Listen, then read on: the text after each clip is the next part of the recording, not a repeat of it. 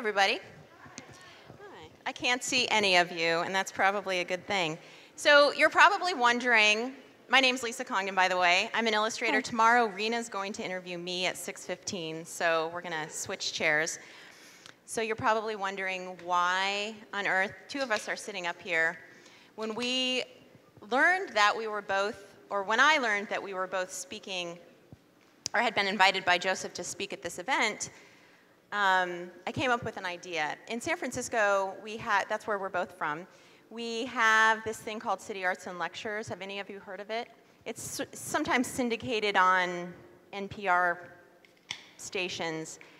And basically, it's mostly writers, but sometimes they bring in artists and actors. And one sort of semi-famous person interviews another, sometimes semi-famous, sometimes extremely famous person.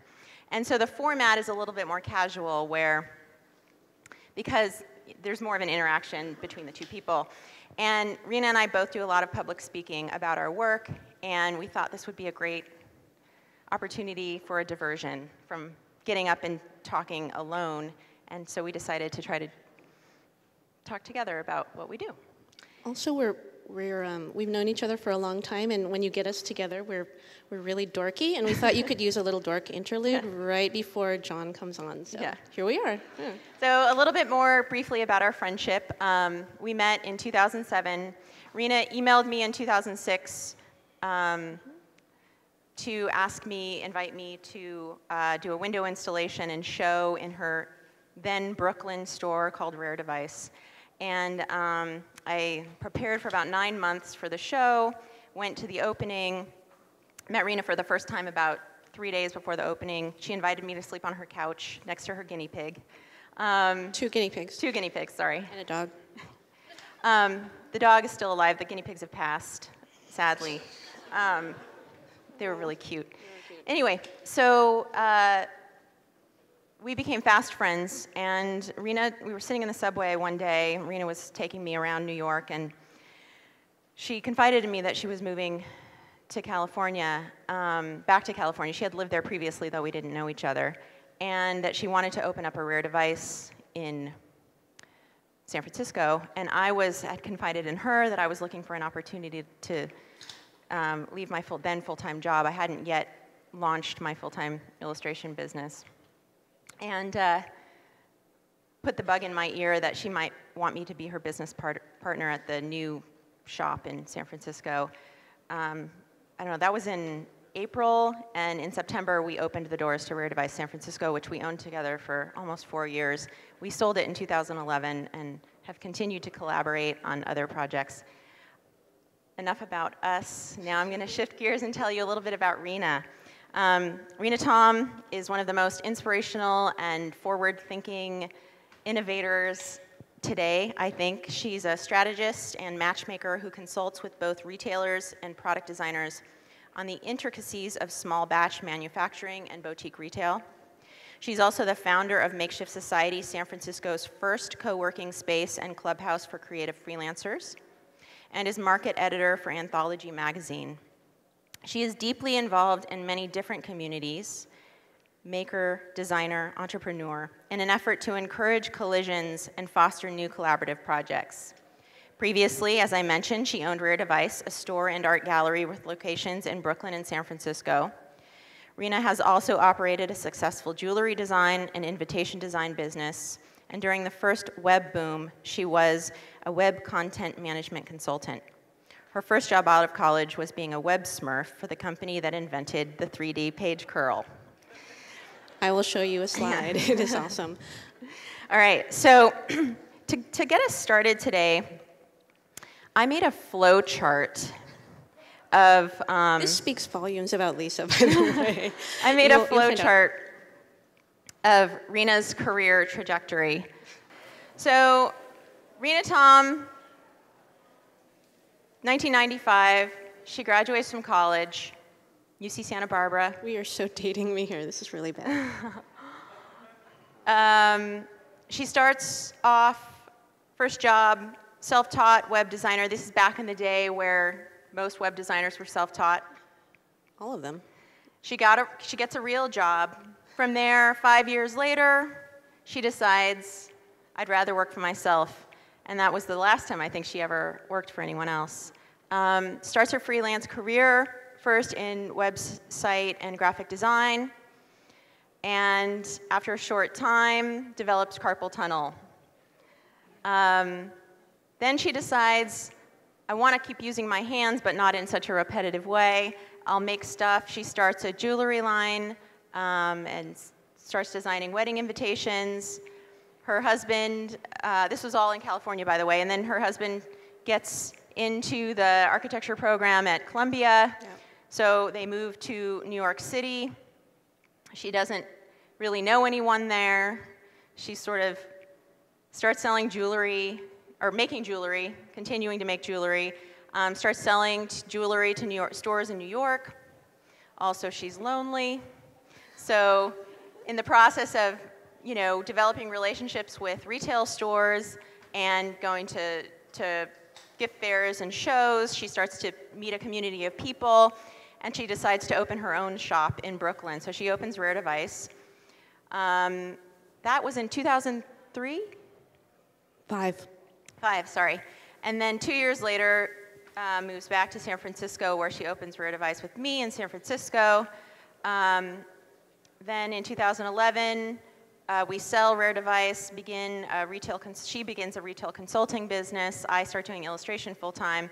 And then she opens Makeshift Society, which we'll talk more about later. And this is all just to demonstrate the flow of Rena's career, because Rena has, you know, been working now for a long time, but done a lot of really interesting creative things.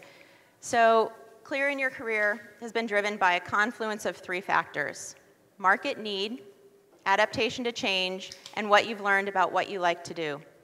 Let's talk first about adaptation to change, this idea that there is always something you can learn, even from disappointing situations, that you can use to shape what you do next. How has adaptation to change driven your career? Okay. First of all, I want to say also I'm very honored to be up here, because I'm not a maker. I used to be, and I don't really do that anymore. I'm not a designer, but I've always dealt with people in this community, and this is where my heart is, and that's why everything I do is for everybody out here. So I have a weird background. In school, I did engineering, actually, and then I graduated, and I saw what kind of jobs you could get, and I'm like, I am not going to be an engineer for the rest of my life. This looks stupid. So I did not do that. And I'm like, web design looks cool. What the hell is that? Oh, my God, you can make this thing blink? And it was like 1995. So, you know, internet was great for a while, and then I got really sick of the work I was doing. I was working in very big companies. I worked for Gap Inc. I worked for Cisco Systems. I just worked for monstrosities, and I just wasn't doing the work I wanted to do. So when the wrist thing happened, and you know, a doctor sits down and tells you, you might want to find a new line of work that doesn't involve your hands in this fashion, you have to sit up and take notice. I was still pretty young, and I'm like, this is really scary, the fact that I might not be able to make a living. And really, you know, you guys know, you do a lot of stuff on the computer still. The fact that a doctor said, you need to change your entire career, that was like a big wake-up call. So so I did. I stopped doing that kind of work, and I thought, what else do I like to do? What do I love? And I started tinkering around with making actual things with my hands, and that was a lot more fun. So that was the first way I was adapting to change, I guess. And then that was a really great eye-opener for me, too, because I met an entirely new circle of people. And I think what we're hearing a lot on stage here is that you need to be open to so many other influences. And I got out of the only web world or graphic design world, and I got to enter the maker world, which is this huge thing. And I think I started my work, my site, about the same year Etsy launched. I think that was, when was that? 2003, 2004, something like that. And it was just very difficult. If you wanted to sell something online at that point, you had to do everything yourself. There wasn't this great, easy, you know, I'm going to give you $10 a month, you're going to make me an e-commerce website. You couldn't you can have that. So the fact that I had this nice deep background in putting stuff online was really, really helpful for my next career. Oh wait, we're gonna show some fun stuff. Just a couple. Which one?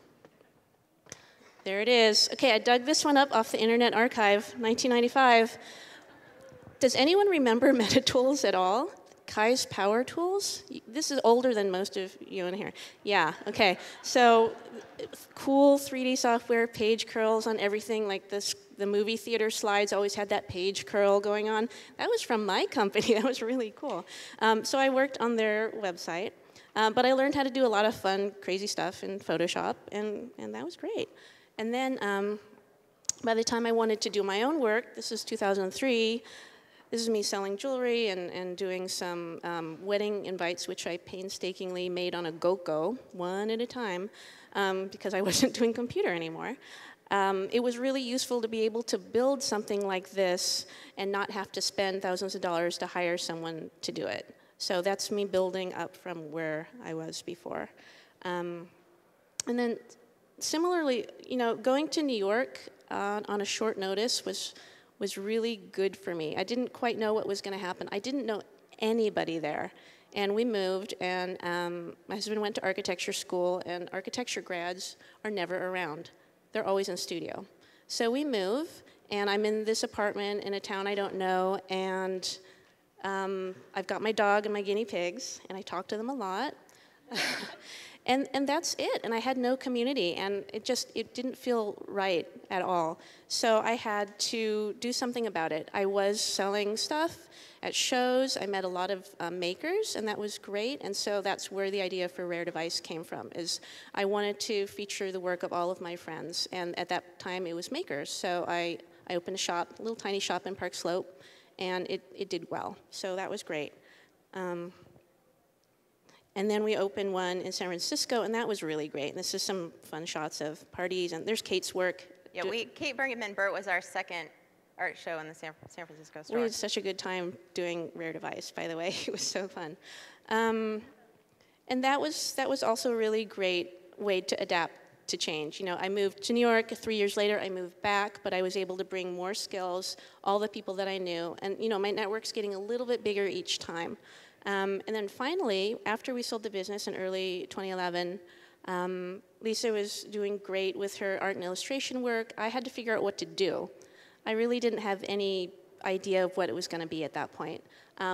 So I did a little bit of consulting in the retail space, but I was again lonely. And loneliness is a huge, huge driver for me, I guess. Everything I do makes me want to surround myself with creative people again, and I wasn't having that as a consultant. So I decided to open Makeshift Society and pull all of those people, all of the creative freelancers back together and give them that community, give them that space to be in when they were feeling lonely, when they were getting great work done, but they still wanted to make more contacts and get some feedback and just get out of their apartment a little bit, you know? So what we've got, it's small. It's like 1,000 square feet, and it's set up like someone's really awesome, comfy living room. We have a little conference room if you need to take a meeting with a client, and we've got about 300 members, and it's been open a little under a year.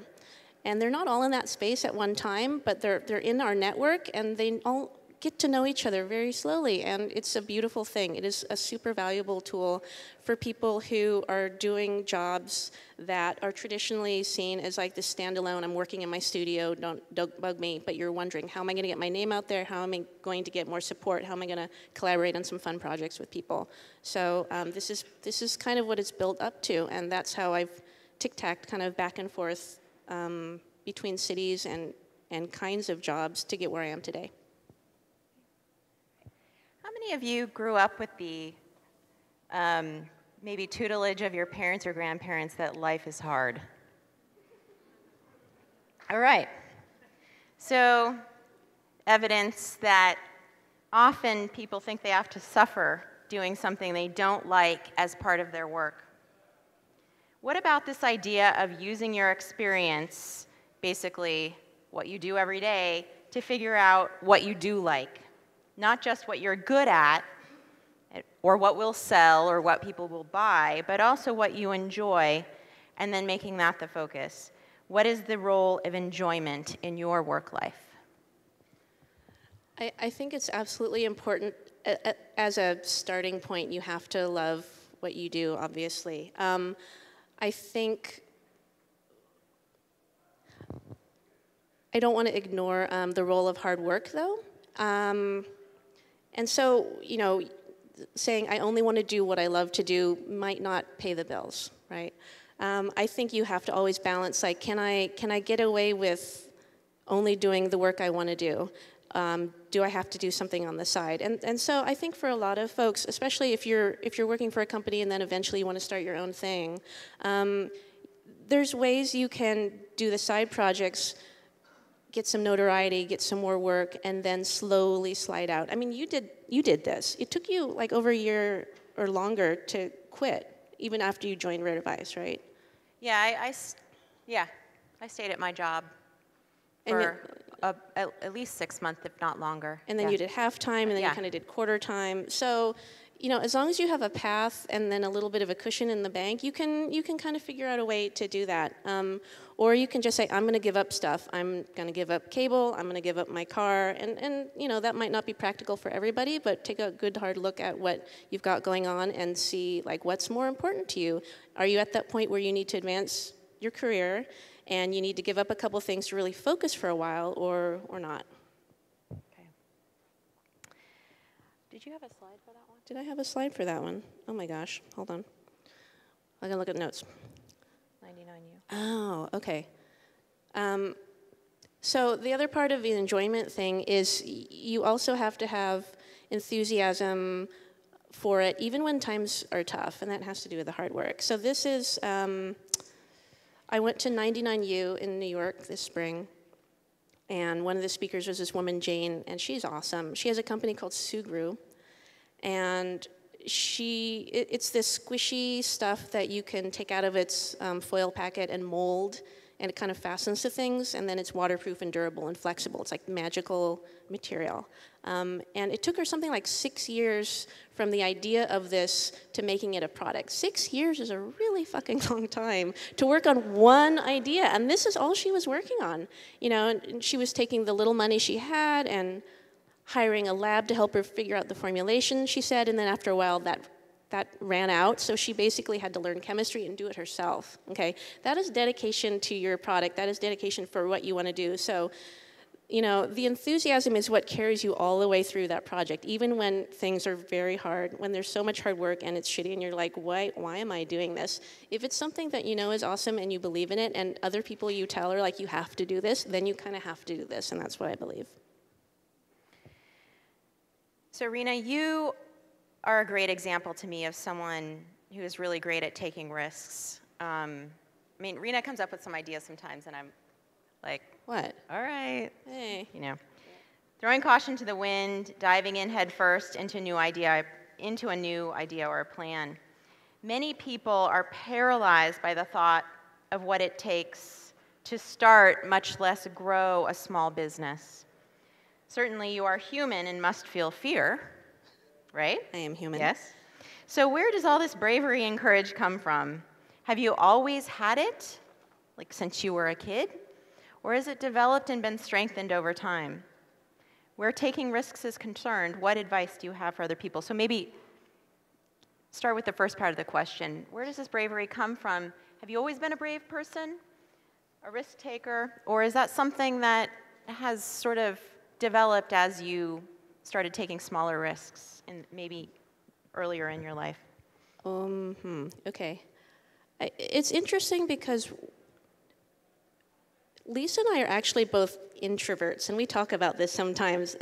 We do a lot of projects, and we're out there in the world, and folks know what we're up to, but we're very self-directed, and we're kind of inward people. We spend a lot of time by ourselves. Yes, but we're not lonely, not anymore. No. I think getting a lot of encouragement from the people around you is super important to being able to get your stuff done. And I don't know, I think that's why makeshift is so important to me at this point, because I'm getting great feedback from everywhere, like, yeah, that's me too. I don't know where to turn, and sometimes it's just one kind word that will save you when you're working on something and you're having a shitty day, and then all of a sudden someone comes up with like, oh, I think you're the best thing ever. You're the best thing since sliced bread. And you're like, really? And just that will lift you up, you know. And what happens is I'll go and I'll sit at work and I'll hear little conversations all around me. And if I feel like it's appropriate to jump in, I can do that. And that's what people are there for. It's like, yeah, I know you can go sit at a coffee shop and get your work done. You can be at home and it's totally free. But what you can't have is that, you know, like, I just saved you from the pit of despair. What are you going to pay me for that? It's not really like that, but. So I have some, can you see these? I'll check our Twitter during the day and get feedback about what we're doing. And like this all happened on one day. I was having an awful time. I'm trying to open one of these in Brooklyn, and it's a big bear. A co-working space called Makeshift, but in Brooklyn. It's a big project. And so every couple hours, and this happens on a regular basis, I will just put my head down on the table, and everyone will look at me like, oh, Rena's doing it again, you know? Because like something giant and insurmountable has happened, and then I'll check. You know, either someone in there will talk to me, or I'll check things on Twitter, and then like look at Katie's comment at the bottom, and how can that not make you feel so good about what you're doing and give you strength to go on? You know, that's basically what makes me run. So I can't have fear exactly because I have too many other people to help, and you have to get through it somehow. And if that's how I can get through it, perfect. If you know that what you're doing is so ultimately important to everybody else, then that is going to get you through that really tough patch. Cool. Yeah, I think the support, or knowing that you're giving service to other people, is a really great motivator for taking risks, for sure.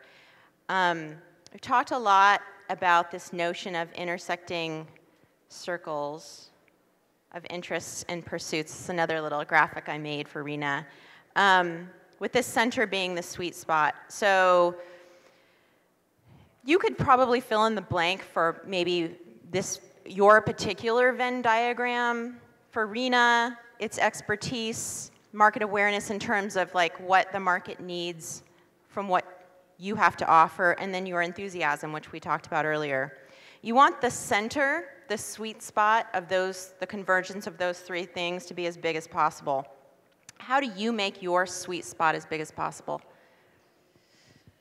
One of the things we splash on the wall in our little ads, one of Makeshift's sayings is, do what you love and make who you are.